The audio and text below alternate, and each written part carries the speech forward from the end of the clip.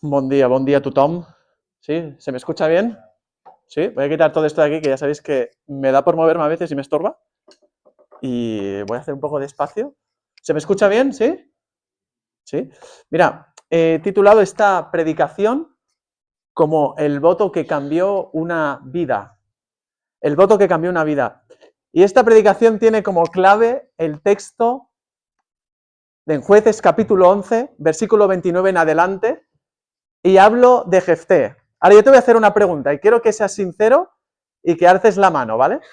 ¿Quién sabe la historia del voto de Jefté? Vamos, he escogido un buen tema. Mira, es una historia. ¿Hay alguien? Bien, una persona. Perfecto. Mira, yo estaba revisando digo, ostras, ¿de qué voy a predicar esta vez? ¿Qué tema voy a escoger? ¿Qué texto voy a hablar? Y estaba revisando en mis apuntes del seminario de teología y ahí abriendo carpetas y de repente entré en una carpeta que hablaba del voto de Jefté. Y empecé a leer y a investigar y me encantó. Y el voto de Jefté es la historia que está en Jueces capítulo 11, del versículo 29 adelante, que dice así, atento, porque es diferente.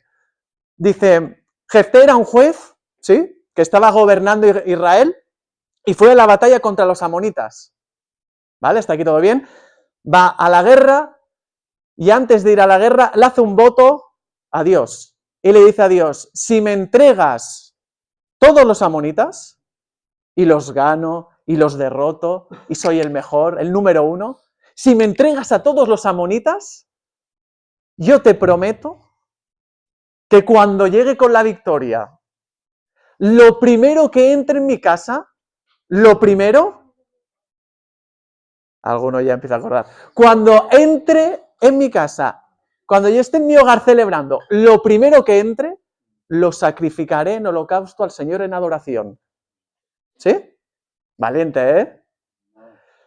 Y lo primero que entra, va a la guerra, gana a los amonitas, todo bien, está en casa celebrando con la gente y todo, ¡oh, hemos vencido! Y de repente lo primero que entra en la casa, en su hogar, es su hija. Su hija. Y la historia sigue diciendo de que habló con su hija, se rasgó las vestiduras Jefté. No, ¿por qué ha sido lo primero que tenía que entrar en mi casa? ¿Por qué hice un voto al Señor? Y le dije que si me entregaba a los amonitas en mis manos, a todos y cada uno de ellos, lo primero que entre en mi hogar, lo sacrificaría. Y de repente entra la hija. Se lo explica a la hija y la hija dice, ok, si es el voto que has hecho con el Señor, pues adelante y haz conmigo lo que tengas que hacer. Y de esta forma, Jefté así hizo. Pero la hija le puso una condición. La hija le puso y le dijo, pero antes de que me sacrifiques, déjame ir 2 meses al monte a llorar mi virginidad con mis compañeras y amigas. Y así hizo. Estuvo 2 meses en el monte llorando su virginidad, volvió, y la Biblia dice de que Jefté hizo así su voto con ella. Y luego acaba diciendo la escritura y dice de que cada año las mujeres iban a Israel durante 4 días a hacer, honrar este hecho y este suceso. ¡Wow! Fuerte, ¿no? Pues yo he estado investigando esta historia, este tema, y es lo que vamos a hacer y hablar esta mañana. ¿Estás preparado? ¿Sí? Vamos a hacer una oración antes de empezar. Señor, gracias por este día que tú nos das, por la oportunidad que tenemos de acercarnos a ti y de poder aprender de tu palabra, de quién eres, y ayúdanos a estar atentos, aunque es difícil, pero ayúdanos a estar lo más concentrados posibles, ayúdame a mí también a hacerlo lo más directo, claro posible, y ayúdanos también a aprender de ti y de tu palabra en esta mañana, a ser parte de la iglesia que tú pides y a poder aprender de tu grandeza y tu misericordia. Y yo te lo pido todo esto en el nombre del Señor Jesús. Amén. Pues mira, este voto cambió la vida de una persona, en este caso, en la vida de la hija de Jefté. Lo cambió por completo. Pero yo te quiero hablar un poco de lo que estaba sucediendo en aquella época. Y en esta época de Jefté, de este nombre tan típicamente raro, lo sé que estás anotando este nombre en tu libreta de posibles nombres para tu hijo, como Nabucodonosor, Jefté, la verdad que son preciosos, ¿verdad? Yo a veces parece que vaya a escupir al que tengo enfrente cuando diga Jefté. Lo siento si ocurre. Pero en esta época de Israel estaba siendo gobernada por jueces. No estamos delante de la Israel pletórica que siempre le gusta presumir a Israel de los reyes, sino que es justo antes de los reyes, liderada por los jueces. Y déjame explicarte una cosa muy importante de esta época que es clave para entender este pasaje, ¿ok? Mira, en los jueces, el sistema de gobierno que teníamos era corrupto, ¿sí? Los jueces, estamos en una época en Israel que había corrupción, que había caos y que había desorden espiritual, ¿ok? Había caos y desorden espiritual. ¿Y cómo se traduce esto en la práctica? ¿Cómo se traduce? Pues mira, es muy sencillo. Se traduce en una forma de un ciclo que se repite una y otra vez, y otra vez, y otra vez, que se repite constantemente. Y es así el ciclo. Israel da la espalda a Dios. Dicen, ya no queremos saber nada de Dios. Esta es la parte de la inestabilidad espiritual. No quiero saber nada de Dios. Quiero hacer nuestra vida. Israel empieza a hacer su vida ignorando la ley de Dios, ignorando lo que Dios dice en su palabra y empieza a hacer su vida. ¿Qué pasa con esto? Que Dios los deja a su suerte. ¿Ok? Pues no me tienes en cuenta en tu vida, en todo lo que yo he hecho por vosotros, os dejo a vuestra suerte. Dan la espalda a Dios, Dios les entrega su suerte, viene una nación extranjera, les gana, entran en pelea, combaten y pierden. Israel cae en la miseria. Israel, como cae en la miseria, clama a Dios, ¿sí?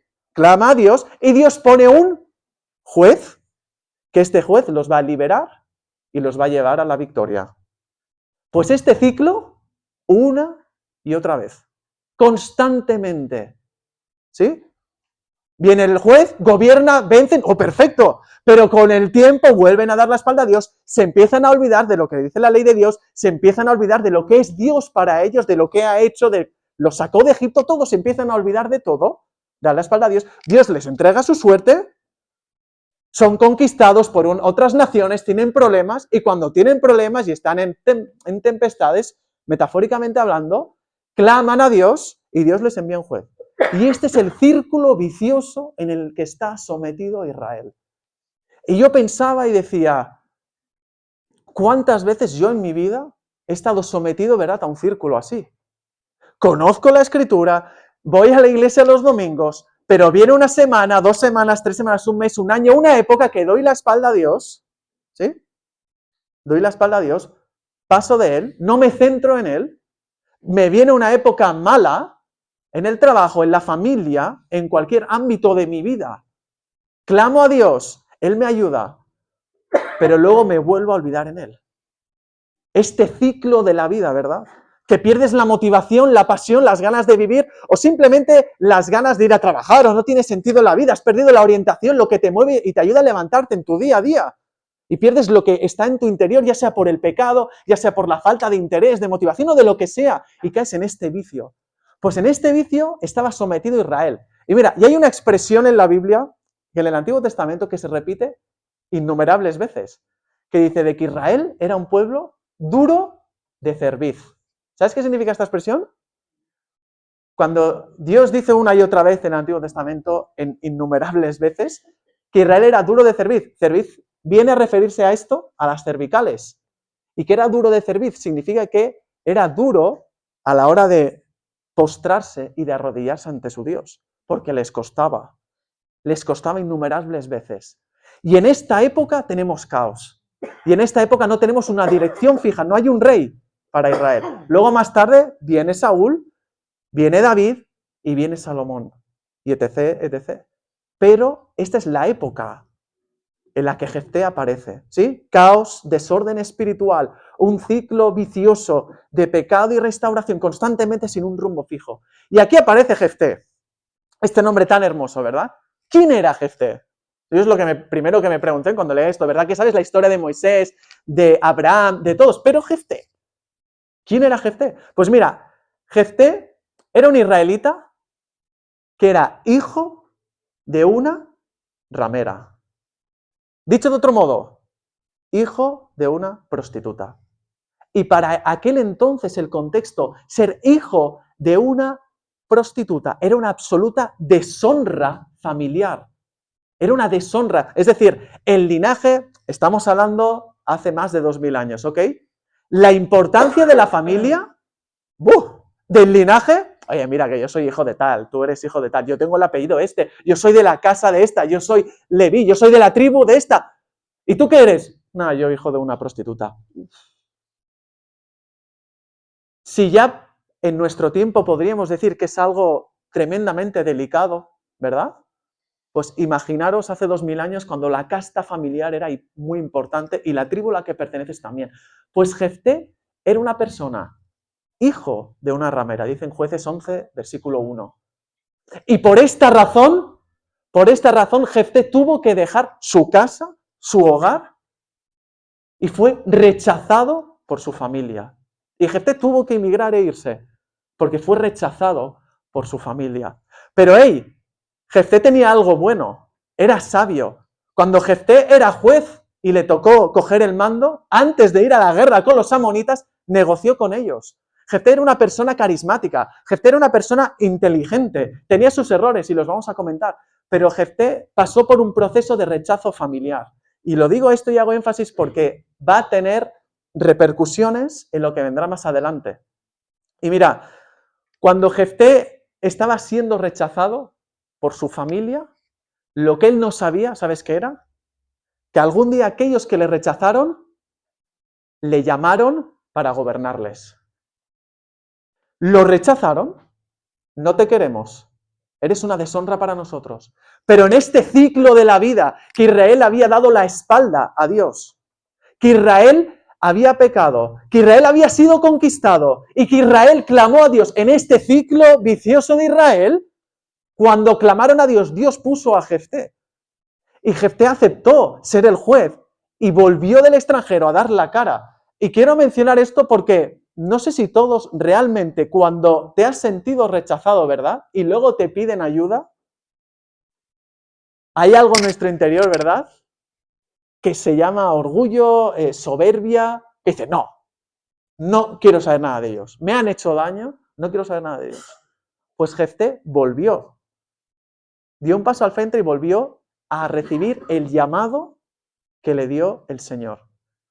Y cogió la posición de juez y empezó a gobernar Israel. Pero vamos a entrar ahora en el clímax de la predicación. En lo más divertido, ¿por qué no? Porque no sé tú, pero yo me lo he pasado muy bien estudiando esto esta semana. Y ahora vas a ver el porqué. Este voto que hace Jefté me ha traído mucha cola. ¿Sí? Y ahora lo voy a explicar. He tenido que leer muchos comentarios. ¿Por qué?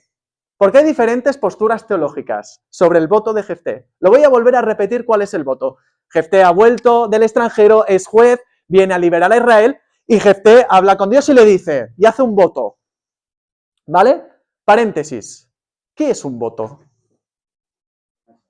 Un voto, mira, lo primero que yo pensé cuando estudiaba lo que es un voto, me vino lo que le dije a mi mujer en el altar. ¿Sí? Coges ahí el papel. Bueno, yo le hice anécdota. Ojo, ahora es cuando todos me escucháis. Anécdota. Yo en mi boda, yo me dejé el papel de los nervios, ¿no? De los nervios, me dejé el papel en el coche y estoy ahí sentado, en primera fila. Oh, qué bonita. Las fotos y tal. Bueno, ahora las promesas.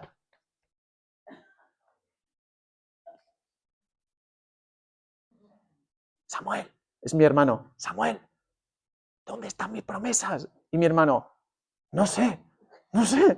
Mira, tuve que hacerlas con el móvil, porque claro, estaban en el coche y ponte tú en ese momento a pedir que, dije, bueno, da igual, las tengo en el móvil y yo estoy haciendo las promesas con el iPhone ahí, digo, madre mía, qué cutre, pero bueno, es lo que, un despisto tiene cualquiera, ¿no?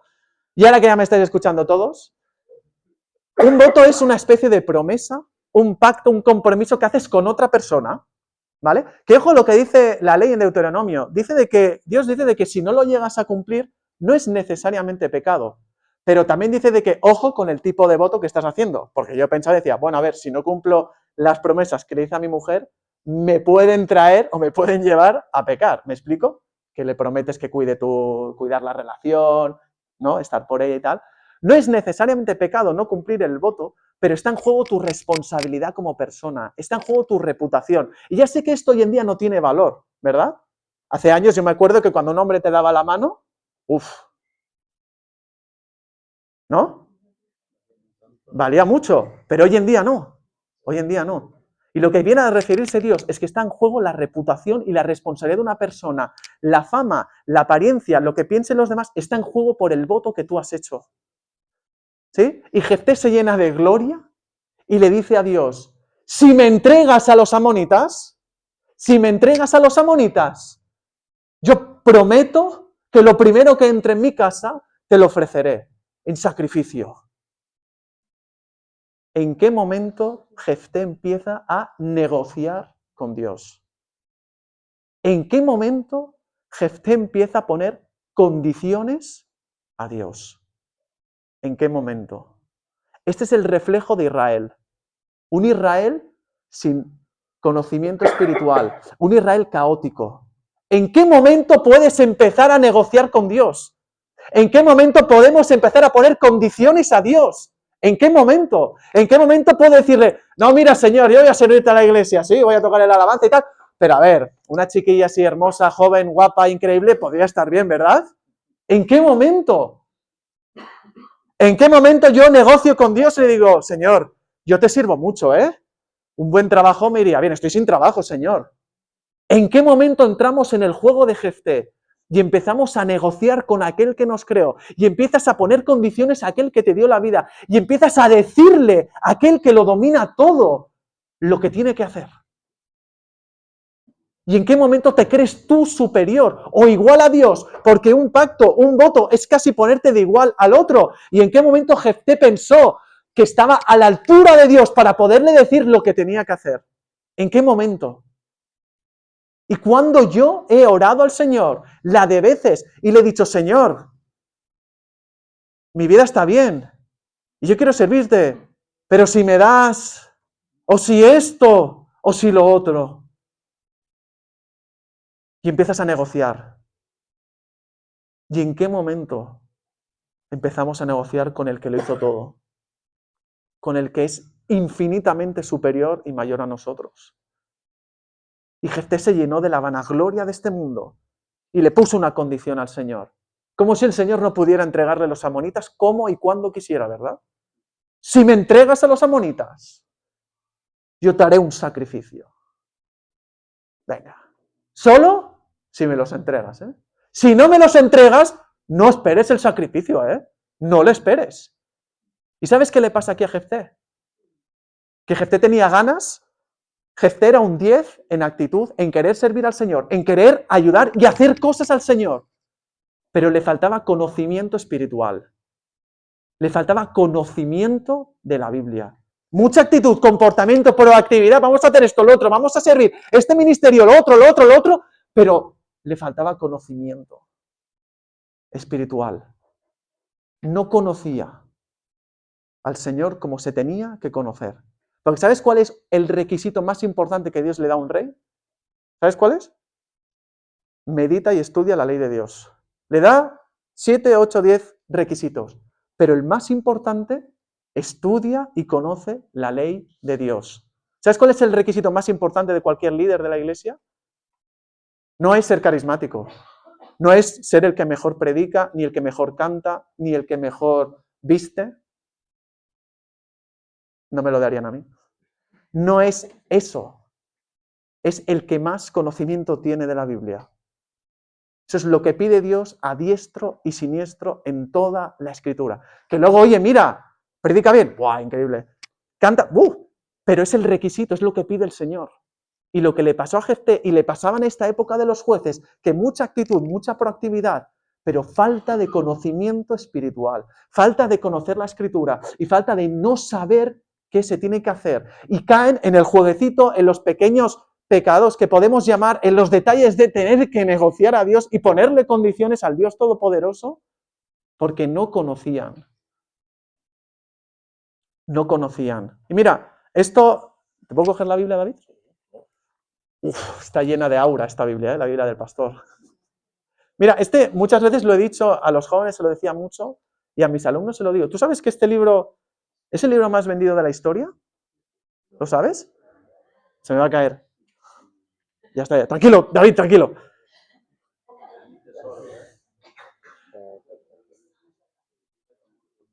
Ahí están las notas prohibidas.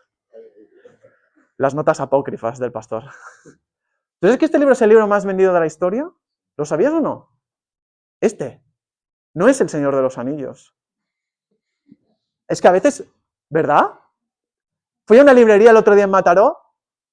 Cientos de miles de libros. ¿Sabes cuántas Biblias? Una. Cientos de libros de Harry Potter en todos los idiomas posibles. ¿Sabes cuántas Biblias? Una. Y estuve a punto de decir al Señor, oye, ¿por cómo es que solo tienes un libro del libro más vendido de la historia? ¿Cómo es? Y tienes aquí infinidad de libros y el más vendido de la historia. Y no por poco, ¿eh? Y no por poco. De paliza. ¿Sí? Como cuando un jugador gana el Balón de Oro y miras los votos. A ver, un 30 de votos de diferencia del primero al segundo. Pero cuando gana por 1000 votos de diferencia, es que está claro, está clarísimo. Pues así es la Biblia, está clarísimo. No hay discusión, no hay duda. ¿Y sabes que este libro también es el libro más traducido de la historia? ¿También lo sabías esto? No hay idioma que se le pase a este libro.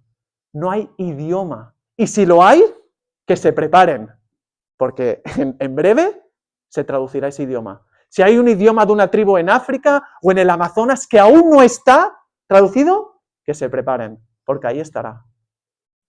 Y lo último y más importante, ¿sabes que este es el libro más perseguido de la historia?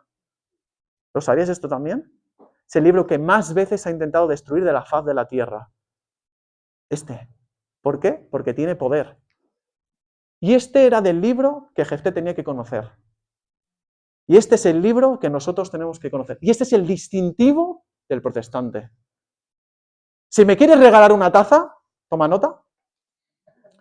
No me regales una Virgen María en la taza, por favor. Está bien. Se la daré a mis compañeras de religión católica en el cole. ¿Pero qué queremos los cristianos en una taza? ¿Un qué? Un versículo. ¿Sí? Aparte del café. ¿Quieres un versículo? ¿Sí o no? Bueno, una taza con un versículo. Llamarás a tu hermano en tiempo de angustia, que es... Amarás a tu amigo en tiempo de angustia, que es como un hermano en tiempo de angustia. Dice así, ¿no? Más o menos. Un versículo es lo que quieres. No quieres una Virgen María, no quieres un crucifijo, quieres un versículo. Y eso es nuestro distintivo. Y Jefté pecó de no conocer la Biblia como tenía que conocerla. Y no solo Jefté, ¿eh? Saúl, si contara de Saúl, no el único. Y pecaron de no conocerla. Porque es responsabilidad del cristiano espiritualmente hablando conocer este libro. Sea lo que se hace en la iglesia, es lo que nos distingue de los demás. El que nosotros sabemos de esta palabra, la estudiamos y la queremos saber. Es nuestra responsabilidad. Y eso no lo tenía Jefté. Y fíjate por qué es importante. Mira, posturas teológicas sobre el voto de Jefté. ¿Vale? Estuve 3 o 4 días leyendo sobre esto. ¿Por qué? Porque realmente, escucha bien, yo creo que no la sacrificó. Wow, te estoy volando la cabeza ahora, ¿eh? ¿O no? A mí me la volaron, ¿eh? Hace 3 días.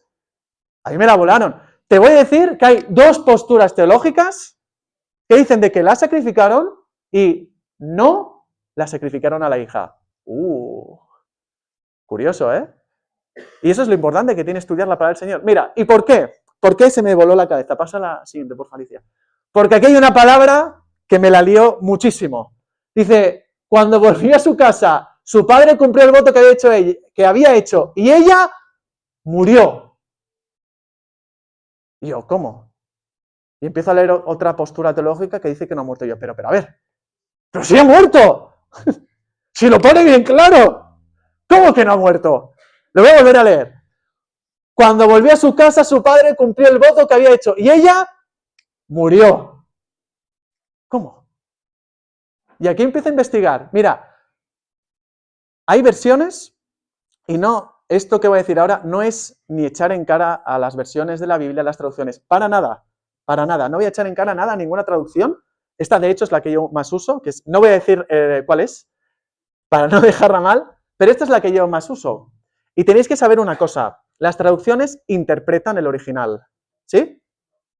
Lo vuelvo a repetir, que es muy importante. Las versiones, las 60, NVI, NTV, NVH, NVKZUFER 4, todas interpretan, era una broma, todas interpretan la Biblia. Lo interpretan. Y yo empiezo a investigar. Y mira, la palabra morir en hebreo no aparece. ¿Sí? La palabra morir en hebreo, en el original, no aparece. Esta versión interpreta que sí, que la sacrificó, pero la palabra realmente no aparece. ¿Ok? Mira, ¿y qué es lo que dice la postura teológica de que no la sacrificó? La primera, un matiz. Hasta 3 veces dice de que lloró su virginidad. Y yo me pregunto, a ver, yo voy a tirar hacia un lado, ¿vale? Lo siento. Puedes quedarte en el otro y pensar que sí la sacrificó. Libre, totalmente libre a nivel teológico. Totalmente libre, ¿sí? Yo voy a tirar por un lado, pero cualquiera de los dos es súper interesante y relevante. Y esto lo hago para animarte a estudiar las escrituras.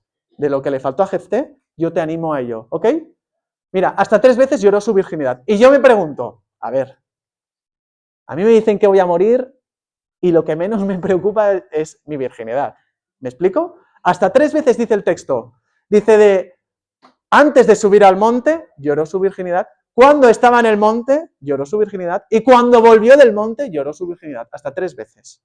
¿Sí? Esto me parecía sospechoso. Dice, Jefté no es, no ríais, qué pillines sois, Jefté no es sacerdote, no es un levita, no es conocedor de lo que es un holocausto. No tiene mucha idea. Estamos hablando de un contexto de ¿qué? De desconocimiento espiritual. ¿Sí? Y no tenía realmente conocimiento de lo que realmente puede llegar a significar hacer un holocausto, un sacrificio que es para adorar a Dios, que luego hablaremos de esto. Ese es un punto. El siguiente, ¿por qué se pone triste Jefté entonces? Esa es otra pregunta. ¿Por qué se pone triste? ¿Por qué? Porque va a sacrificar a su hija no físicamente, sino espiritualmente. La va a entregar al templo de Dios y esta hija va a morir su vida terrenal, a su familia, a sus amigos, a sus amistades, a todo, porque va a dedicar su vida al templo de Dios. ¿Sí? Y por eso se pone triste Jefté, porque para Jefté la descendencia, la familia era importante, porque como he dicho, había sufrido rechazo familiar. Por lo tanto, el sacrificarla y enviarla al templo era motivo de tristeza porque iba a perder su descendencia, iba a perder a su familia. Y por eso Jefté se pone triste. En la ley, mira, para Israel, cultura general de Israel, pero muy general, que hasta en una época de jueces que hay desconocimiento, estaba súper, hiper, mega, ultra prohibido sacrificar a una persona. Era absolutamente natural que alguien hiciera un holocausto, un sacrificio de adoración a Dios, matando a una persona. Este es otro punto. Y el último, o los últimos, el más importante, el texto dice al final de que cada año, ¿sí?, iban las mujeres a Israel durante 4 días a honrar a esta chica. Y yo me preguntaba, y la postura teológica esta dice de que si realmente la sacrificó y la mató, que es un ultraje para Israel sacrificar a un humano, ¿por qué año tras año tendrían que ir a honrar el sacrificio de esta chica? Y yo, la conclusión que llegué, no vosotros, la conclusión que llegué es que el sacrificio está hablando de un sacrificio espiritual, es un voto espiritual, y la entregó al templo para que sirviera, ¿sí? Y estuviera en el templo todos los días de su vida, y entregara su vida a Dios. Ni familia, ni hijos, y era la única hija de Jefté, no tenía otra. Veo a alguno que está leyendo así la Biblia, eso me gusta, así de reojo. Eso está bien, y esto lo hago para animarte a que la teología es increíble y la palabra de Dios es increíble y hay que estudiarla, ¿sí? Hay que estudiarla. 2 sacrificios, escuela dominical, 2 sacrificios, 2 posturas. Una, sacrificio espiritual. 2, sacrificio físico. ¿Sí? Una, sencillamente la sacrifica tal cual lo dice la palabra, literalmente.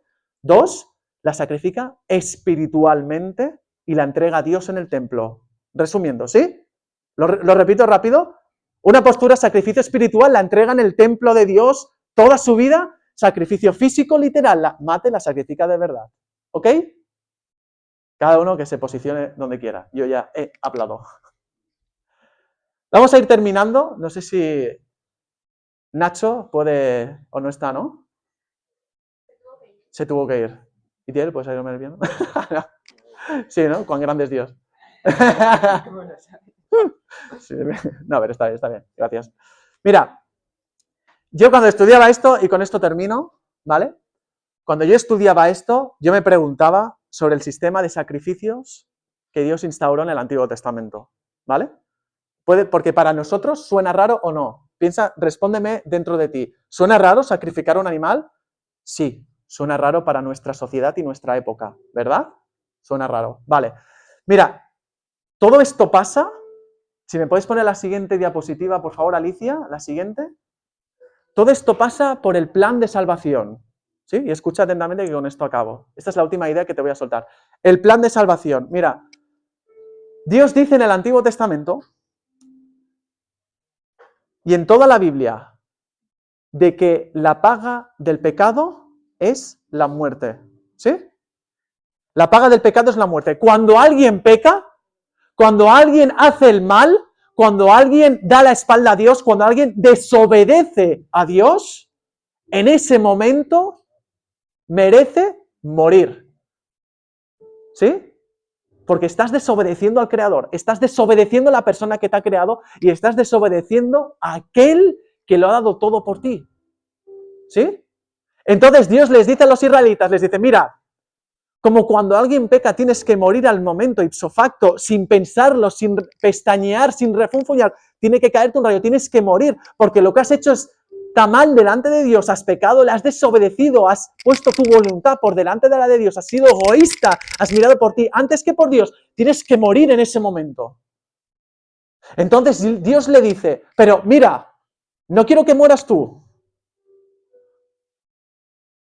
vamos a poner un sustituto para que en vez de morir tú, alguien ocupe ese lugar. Y ese alguien era un animal, un cordero, una oveja. ¿Sí? ¿Y qué pasa? Que sabemos que somos pecadores, ¿verdad? El pecado era tan, y evidentemente, rutinario y de costumbre, que Israel estableció sacrificios de cada día, semanales, mensuales y anuales. Y tradiciones y festividades sacrificando animales. ¿Por qué? Porque eran tantos los pecados que tenían que hacer constantemente sacrificios. Pero este es el plan de salvación que tiene Dios para el hombre. ¿Sabes por qué? Porque este era el camino y la posibilidad que tenía el pueblo de Israel para acceder al Padre. Por en cuanto alguien te sustituye, y muere por ti, yo puedo tener acceso al Padre porque ha limpiado mi mancha y mi pecado. ¿Sí? El precio lo ha pagado el animal, su sangre. Entonces me sustituye. Entonces yo puedo tener acceso al Padre. Yo hago muchas sustituciones trabajando. Estás sustituyendo a alguien donde tendría que haber otro, estás tú. Y en el mundo docente esto pasa, ¿verdad? Infinidad de veces. Llegas al cole, ha faltado tal profesor, alguien tiene que ir a sustituir. Y tú por dentro, ostras, qué pereza. Pero claro, por fuera, pues vas así y tal, y vas a sustituir. Y tú estás ahí, entre comillas, comiéndote el marrón, entiende la expresión de estar en una clase que no te conoce, sustituyendo a la persona que debería de estar. Pero por indisposición, cualquier argumento, no ha podido estar. Y tú estás sustituyendo a la persona. Tú la estás sustituyendo, ¿sí? Y este era el sistema que elaboró Dios para Israel. Pero Dios pensó y dijo, mira, vamos a crear un sistema, que no tengamos que hacer más sacrificios. ¿Por qué? Porque como sigamos así, y como sea solo esto, no para Israel, sino para toda la tierra, los pobres corderos los vamos a extinguir. Es que es así. De tanto pecado, los vamos a extinguir. Y Dios dice, y vamos a hacer un sistema el cual pongamos un cordero único y definitivo, ¿sí? Que a partir de ese momento no haga falta hacer esto más. Y la Biblia lo llama el cordero sin mancha. El cordero sin mancha. Dios va a proveer un sustituto para tu pecado, que ya no va a ser una oveja o un animal, sino va a ser una persona. Y como va a cargar con los pecados tuyos, los de la persona que tienes al lado, los de la persona que tienes delante, y no solo los de Israel, sino los de Israel, Samaria, Judea, Egipto, Turquía, España, Cataluña, y no solo del momento, sino del año 1, 2, 3, el siglo I, el segundo, el tercero, el cuarto, hasta el año 2025, y hasta cuando Él venga en su gloria. Todos y cada uno de los pecados los va a tener que llevar ese cordero, todos y cada uno de esos pecados. Por lo tanto, ¿qué tipo de cordero puede hacer eso? ¿Qué tipo de cordero puede tener esa responsabilidad de cargar en sus hombros los pecados de toda la humanidad, de toda la historia, de los que tú has hecho y de los que tú harás el día de mañana por tu naturaleza pecaminosa? Y Dios provee un cordero sin mancha, que se llama Jesús. Perfecto. No podía tener mancha alguna. No podía. Porque no iba a morir por los pecados de Jesús, tenía que morir por los de los demás. Y tenía que ser perfecto. ¿Y por qué derrama toda su sangre? Porque así es como sacrificaban a los corderitos. Dios decía que toda la sangre tiene que ser derramada del cordero, toda. Y por eso Jesús derramó toda su sangre en el madero. Para que tus pecados ahora, hoy, sean perdonados. Y para que al salir y vaya a casa no tenga que hacer un sacrificio o buscar al sacerdote de turno de la antigüedad y que me hiciera un sacrificio. Y no solo para israelitas, sino para todo ser humano. Y esto, ¿sabes cómo se llama en la teología? El plan de salvación que tiene Dios para contigo. Todo este plan elaborado, estructurado, pensado, ejecutado por Dios para ti. Todos los años, décadas, siglos, milenios de plan pensados para ti. Porque Dios en esta mañana quiere hacer un voto contigo. Quiere hacer un voto. Quiere hacer un voto contigo. Como Jefté hizo con Dios de una forma errónea, quiere hacer un voto contigo en esta mañana. Ya no hay que hacer sacrificios, Jefté, tranquilo. Ya no hay que debatir si es un sacrificio físico o espiritual, tranquilo. Pero quiere hacer un voto contigo en esta mañana. Ese cordero sin mancha quiere hacer un voto contigo en esta mañana. Y te dice, ese voto dice, ¿dejarás que te ame? ¿Vas a dejar que te ame? ¿Me vas a dejar amarte? ¿No te va a poner condiciones? Tú no tienes que ponerle condiciones tampoco. Solo tienes que dejar que te ame. Porque el plan de salvación que elaboró Dios desde el inicio hasta hoy es para ti y para cada ser humano de esta tierra. ¿Cómo no voy a predicar del Evangelio? ¿Cómo no voy a hablar a mis compañeros? Porque este plan de salvación también es para los demás. ¿Sí? Este corderito sin mancha que sufrió, también sufrió por los demás. También dio su vida por los demás, no solo por la mía ni por la vuestra que estáis aquí. Porque Dios quiere hacer un voto con cada uno de las personas. Y Dios en esta mañana quiere hacer un voto contigo. Y por eso elaboró el plan de salvación. Y es increíble estudiar el plan de salvación. Es increíble. Mira, yo quiero, en esta mañana quiero orar para cada persona que está aquí. Me enorgullece que gente joven haya venido. Yo sé que es más fácil dormir. Pero me enorgullece que hayáis venido. Y quiero, mira, quiero que cerréis los ojos y voy a hacer una oración. ¿Sí? Y cuando yo pido que levantes la mano, es simplemente para ver si lo que he predicado alguien lo ha escuchado y alguien lo ha entendido y alguien en su corazón está dando ese paso. ¿Sí? Yo lo explico porque entiendo que a veces puede ser raro, ¿no? ¿Por qué me pide que haga una oración y que levante la mano? Para ver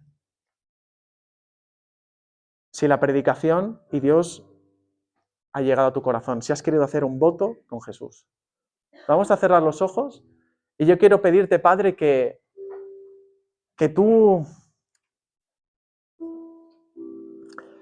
nos ayudes, que tú nos bendigas, que tú nos abraces, que nos dejes ser amados por ti, que nos dejes ser bendecidos por ti, que nos dejes, Padre, ser tocados por ti y que nos dejes, Padre, ser guiados por ti. Y en esta mañana, si hay alguien que quiere hacer un voto con Jesús en su corazón, tienes que decirle a Jesús, Jesús, yo quiero hacer un voto contigo. Yo quiero hacer un pacto contigo, quiero comprometerme contigo. Eso es lo que hay en mi corazón y es lo que yo quiero. Y si hay alguien en esta mañana que quiera hacer un pacto con Jesús, quiero que levante su mano. Amén. Amén. Hacer un voto con Jesús es la mejor decisión que vas a tomar en la vida. Y en el nombre del Padre, del Hijo y del Espíritu Santo, amén. Hacer un voto con Jesús es la mejor decisión que puedes hacer en tu vida. Quizás ya lo hiciste en el pasado, yo lo hice en el pasado, pero necesito recordármelo a mí mismo diariamente. Que es la mejor decisión que he hecho en mi vida, estar con Cristo. Y que el plan de salvación que Dios diseñó y que Dios elaboró, lo estoy abrazando. Y a veces me puedo alejar. Y me puedo equivocar como Jefté. Y puedo hacer cosas que negociar, poner condiciones en mis oraciones. Me puedo equivocar. Pero quiero que abraces el plan de salvación. Que el Señor os bendiga. Amén.